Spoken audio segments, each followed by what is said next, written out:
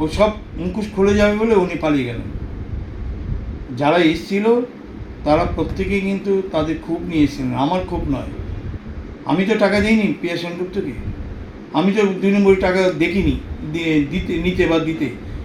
ওদের ক্ষোভ, ওরা বলছিল, ওরা নিয়ে প্রুফ নিয়ে এসেছিল। উনি কি পালিয়ে গেলেন? পালিয়ে গেলেন। ডেভেলপ হচ্ছে না, ইন্ডাস্ট্রি কোনো ডেভেলপ হচ্ছে না, ইন্ডাস্ট্রির কথা ভাবছে না। এখানে বসে বসে শুধু আড্ডা মারা হয়।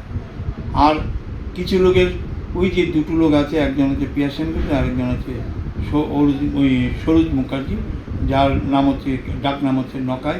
এরা এখানে বসে শুধু কি করে কোন ইয়ে দিয়ে টাকা পয়সা রোজগার করা যায়, এখানে এটাই দান্দা ওদের ছিল এখানে বসে বসে। আর আমি চাইছিলাম ইন্ডাস্ট্রি ডেভেলপ হোক। ইন্ডাস্ট্রির কথা কোনোদিন কোনো আলোচনা হয় না এখানে। আমি থাকতে দুটো কাজ করেছিলাম, দুটো কাজই সাকসেসফুল হয়েছে। এরপরে এখানে আমি অনেকদিন জিজ্ঞেস করলাম, তোমরা এখানে গিয়ে কী করো, ডেভেলপের কথা কোথায়, সিনেমা হল বাড়াও, সিনেমা হল নিয়ে আলোচনা করো।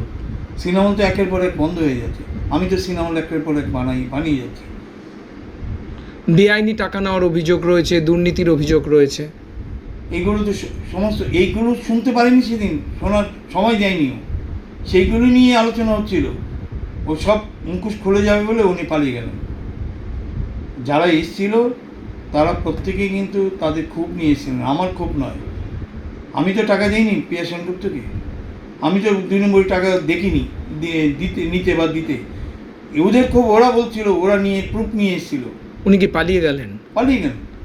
একবার বাড়িতে গেলেনি, তখন আমাকে অস্থায়ী হিসাবে নিযুক্ত করছে। আমরা আগামী দিনে ইলেকশন ডিক্লেয়ার করবো অ্যাজ পার ল, এবং আমাদের কোর্ট অর্ডারে যে ইলেকট্রাল রোলটা দেওয়া হয়েছে, সেই ইলেকট্রাল পাস হয়ে গেলেই আমরা ইলেকশন ডিক্লেয়ার করব।